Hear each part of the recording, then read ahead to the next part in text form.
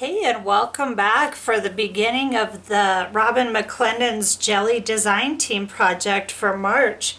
So I showed in the trailer and gave a really good idea of what I'm doing with this, and I'll go ahead and put that at the end of this video so you can check it out. There's some quite a bit of information about this design challenge that I'm doing. I'm doing a junk journal, but this is the beginning of it. So I took a lot of Robyn's printables and I printed my Eco Die kit Woodland Magic on the back, and then all I did was I just cut off the borders of these because I wanted to see how they looked without the borders, but these are going to be cut down even more. Okay, so I wanted to show you that real quick.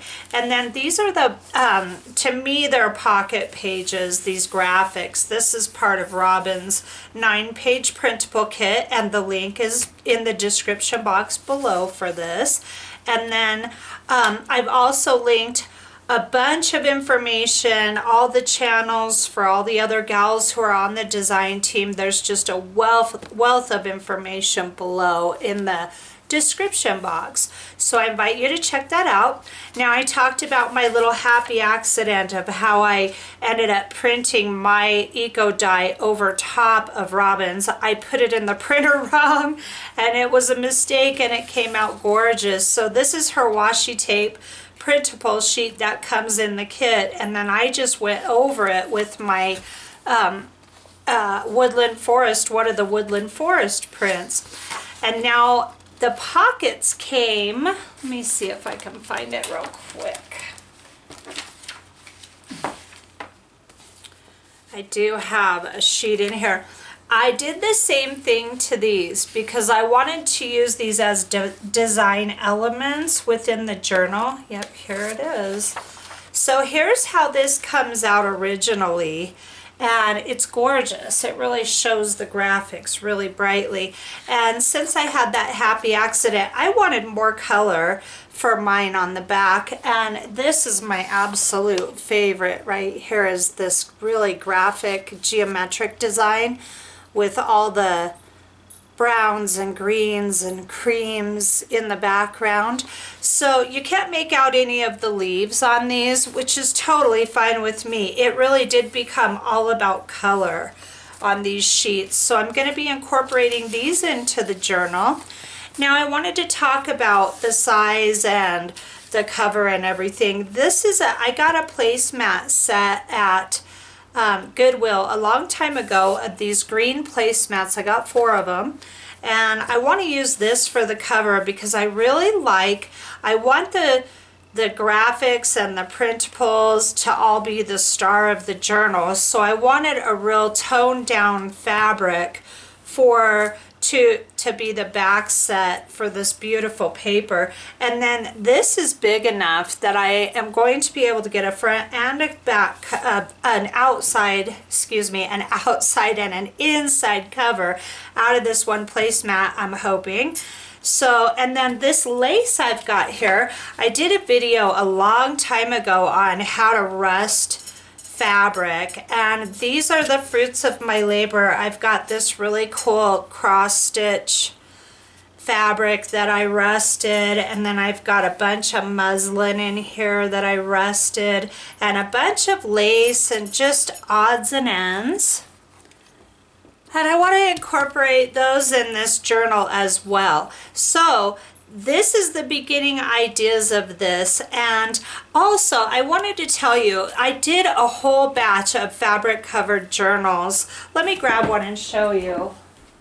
I ended up with this one I kept. I actually ended up keeping 2. I'm so bad. But I did these fabric covered, and I made them giant, and I have videos on this. I'll put the link at the end of this video for part 1. There's 4 parts in this. I go over everything, and it's going to be similar here. But the thing I did with this is I used Fabri-Tac to glue the fabric to the cereal box inserts, and I am not doing that this time. I was turned on to this Yoo-Hoo glue by Robyn McClendon a very long time ago, and it's archival glue. So it protects your papers over time, but I'm not sure how it's going to play with this placemat. But what I want to do is glue the inside of my journal. Let me set this up so you can see what I'm doing here. So here's the size. These are 8 by 5, and this will be the front and back covers. I'm going to move this up just to get rid of the distractions. Okay, so I've got enough for front and back with this. And the idea is this. Now on this placemat, there's a decorative stitching design here, and I don't know what's going to end up happening with that. And I'm not really worried about it. I'm going to cut into this, and then the plan is, here's the spine. So these are 8 by 5, and this of course is 5 and then 3/4 inch. My idea is to do 2 signatures in this journal. Now I want to use the Yoo-Hoo to glue it into place, and I'm going to do exactly what I did with these. I'm going to sew. I'm going to do a stitch line down here, and I'm going to sew the front and back fabric covers to each other so that these are going to be locked into place. And the reason I'm using this instead of Fabri-Tac, that Fabri-Tac was so toxic, and I really have to watch stuff like that, and I don't like to use anything toxic if I can avoid it. So I'm going to be trying the Yoo-Hoo, and if it comes through the fabric and kind of discolors it or messes with it in any way, I'm really not worried about that. I'm a very organic artist, and anything that looks really bad, you can always cover it up. So anything that doesn't come out looking right, I don't care. I'm not going to concern myself with it. I'll just cover it because I've got all of these amazing elements. So I'm going to go ahead and get this cut down, and then I will be back for the next step. Also, real quick before I move on, I did write down how I'm going to do my pages. So what I've got going here is I want to do, so there's 8 inches, and I've decided to do 7 1/4 because I want it inside. And then you have to double that, of course, because that's just 1/2. Well, this is where challenging myself comes in, because 7 1/4, look at this page, uh-oh. It's very short, and I have a really, I hope, fun idea of how I'm going to get around this issue of these really long pages, because I really wanted this field journal, and I wanted this unique size to be long this way so that when you open it up, there's so much room to write in here. And so I'm really excited about this journal size, and I have an idea of how I'm going to do the pages, and I will turn you on to that when we get to that section. But here's this, if you're designing along with me and you want to make the same size, I'm doing these at 15 1/2 is what it's going to be. So you don't have to worry about that right now, but it's good to have it ahead of time. And then this is 5, and I just want them a little bit shorter than the book itself, so I'm going to go with 4 7/8 for the height of the pages. So there's that, and I will be right back. So I did a little bit on the cover. I've got to say, I've got my front and back cut, and I'm concerned about the glue interacting with this fabric, and I like to say I'm not, but the truth is I am. So I have a plan, and I'm going to show you that plan in a minute.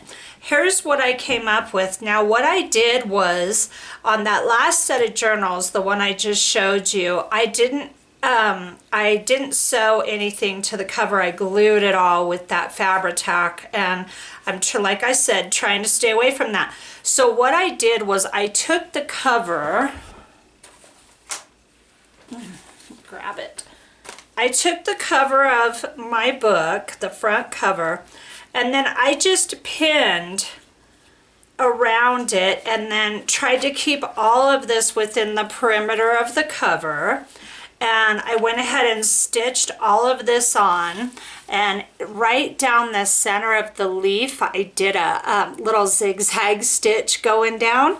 And I took my Yoo-Hoo glue before I didn't glue any of this other stuff on. I just stitched it on. I stitched the bottom of this lace first, and then I tucked the paper in, and then I stitched the top and the sides. And so that pinned the paper down, and then I went ahead and stitched around. And I really like this look here of switching from a zigzag to a straight stitch and back and forth. I just think it's such a fun, whimsical little look. I think it really adds a really nice touch to your work. And then what I did was I just hit the tips of the leaf, and I stayed away from the center because I didn't want this to muck up my sewing machine. So you want to be really careful of that. And then I just went ahead and stitched this extra little piece of rusted lace on here. So my plan is this. I think I have it all together, and I don't. And I say that all the time, and you think I would get better, and I haven't yet, but I will. It's okay. So now that I've got this pinned and showed you that, I'm going to go ahead and pop these pins out of here. They're no longer necessary. And then my plan is I'm going to open this up. I'm really concerned about the glue. So what I'm going to do is the stitching is a little crooked, so I can't really go by the stitching. I need to kind of just align this straight like so, and then I can come back here and take a look. So it's got to come up just a tiny bit. This is a weird way to work. I'm going to pull you out a little bit here so you can see this whole thing.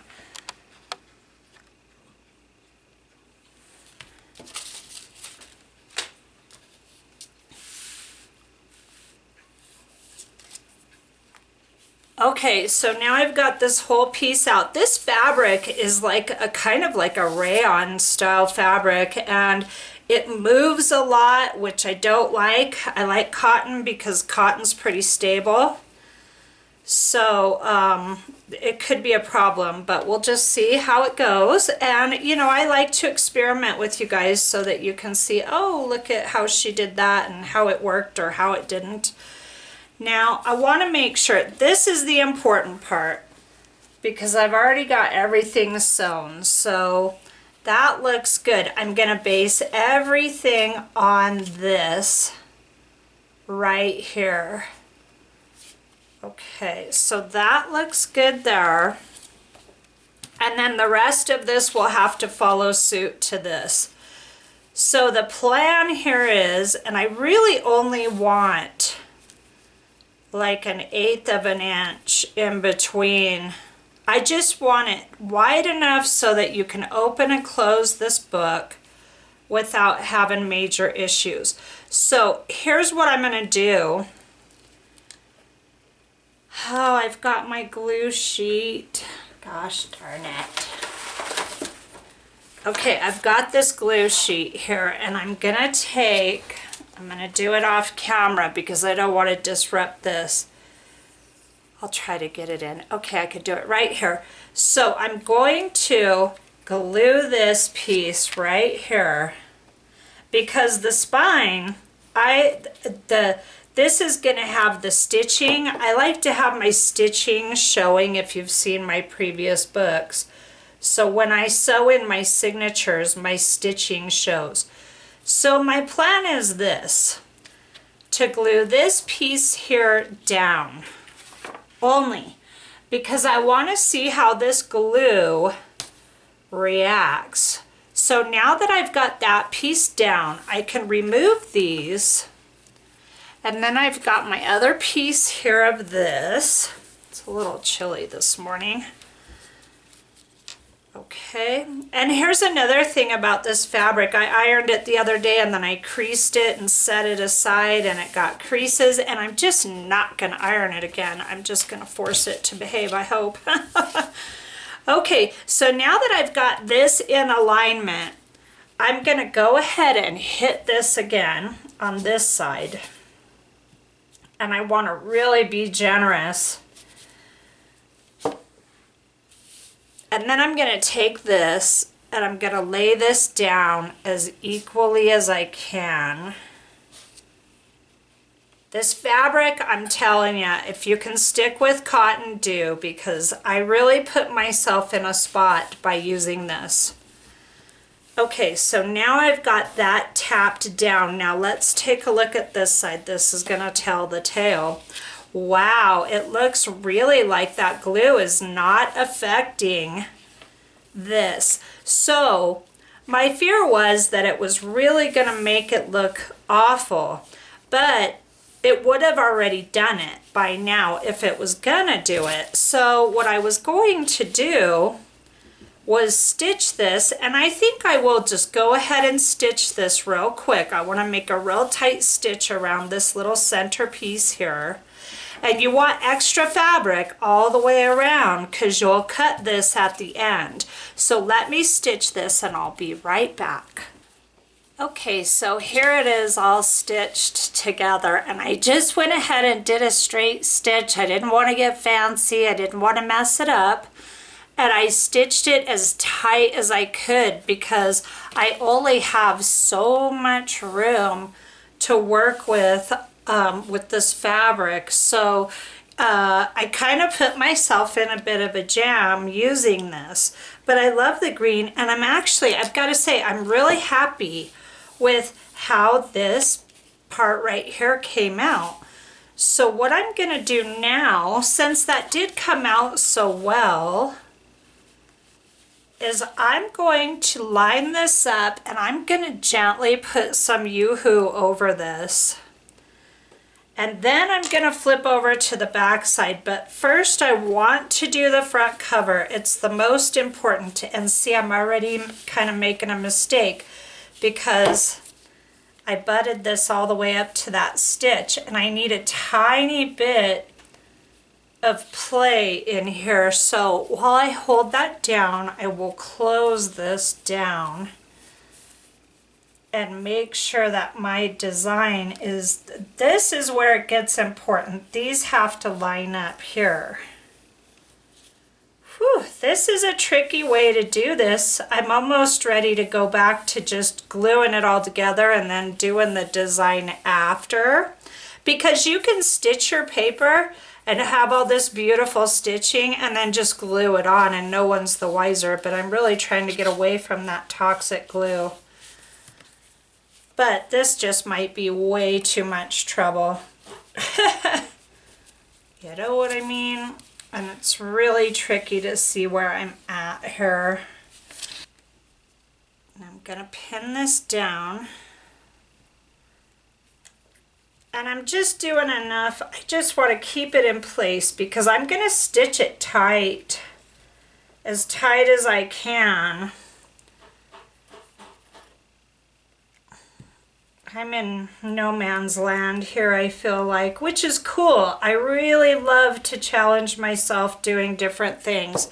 But I'm finding that, you know, do I want to work this hard? I really never do, truth be told. And that is lined up, which is what's the important part. And I'll just do this one on camera so that you can see how hard I've made it on myself.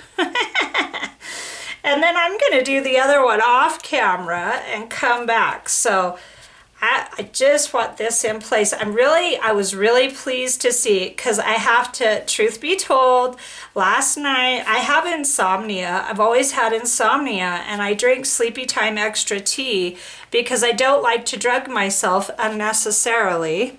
And it wears off sometimes, and I'm up at like 3 or 4, and that was the case last night. And I laid awake in bed, you know, contemplating over how I was gonna make this work. So if you're losing sleep over your artwork, you're probably not doing it right, is the lesson I'm taking from that. But I want this to be, it's my first design team, so I'm probably pressuring myself a little bit more than I need to be. And it's all okay. All right, so there's that half. So I'm gonna do the other half real quick, and then I'm gonna stitch it all together, and I'll be right back. Okay, so I got this all stitched up. A couple of problems. What I learned from using this fabric, and it's beautiful, really nice woven fabric, but from now on I won't use fabric like this unless I'll just use it for decorative elements. I will not use it for the base again. I just ran into some problems. I thought I had it lined up really well with the spine, and I ended up, you can see just a tiny bit of the inner chipboard right here with that white line, and I am really not happy with that. And then on the back side I ended up with like a 1/2 inch to spare. So this fabric moves so much that you're gonna have issues like that. And plus it's just the pattern. I just only had so much to work with, and I cut it really tight. It rippled a little bit. Part of this issue is that it's glued here and it's not glued here. And this glue is not gonna hold forever. So when it pops out, this whole part might pucker.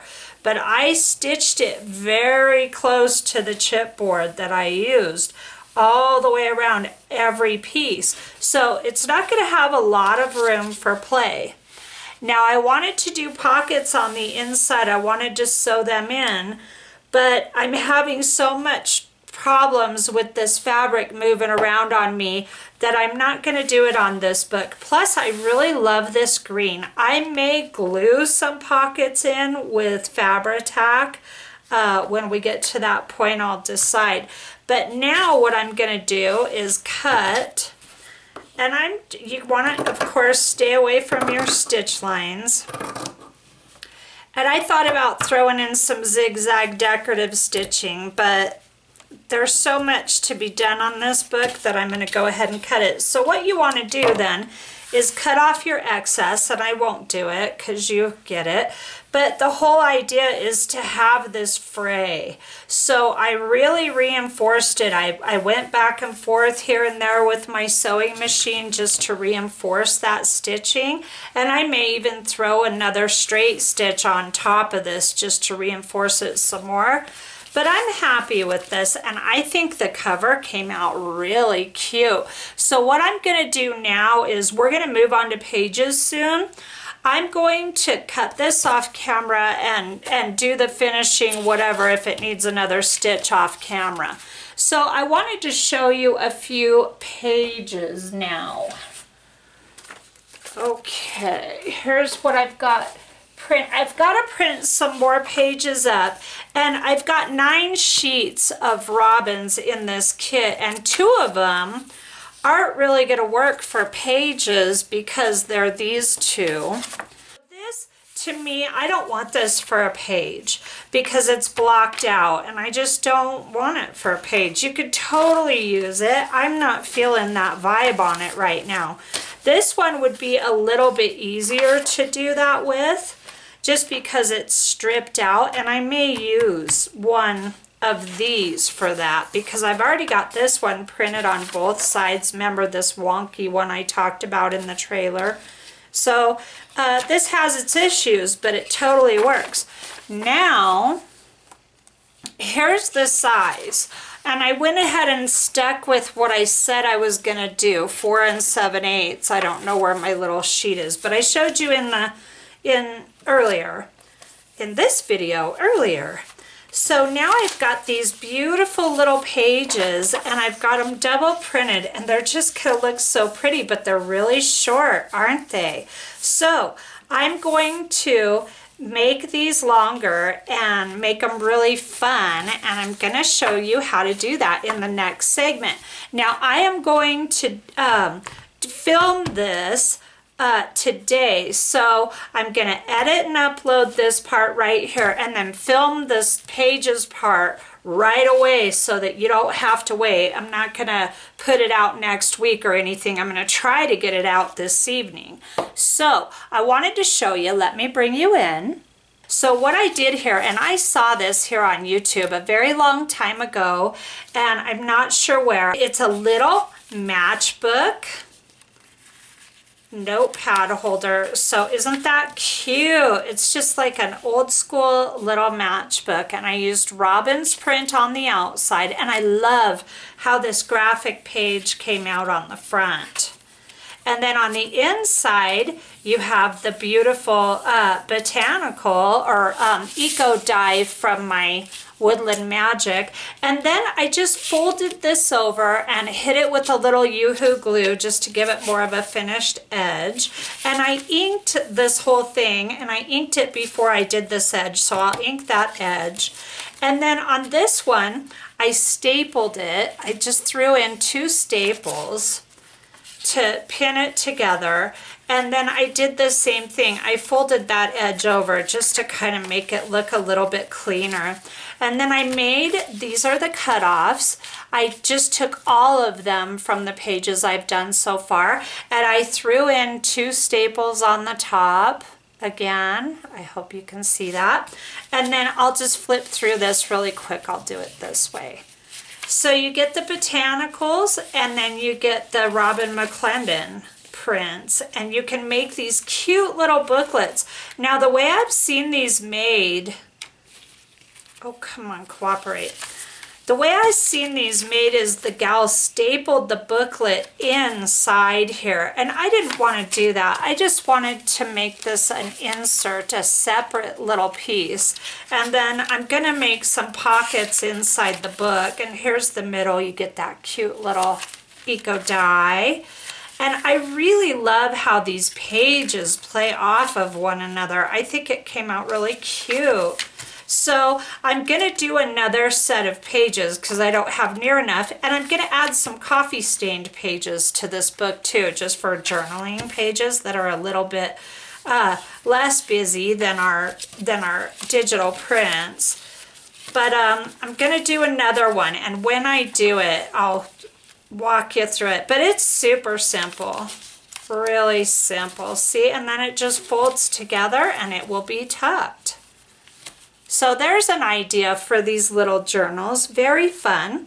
Okay, so I'm going to get some more pages ready, and I will be back to show you how to do those.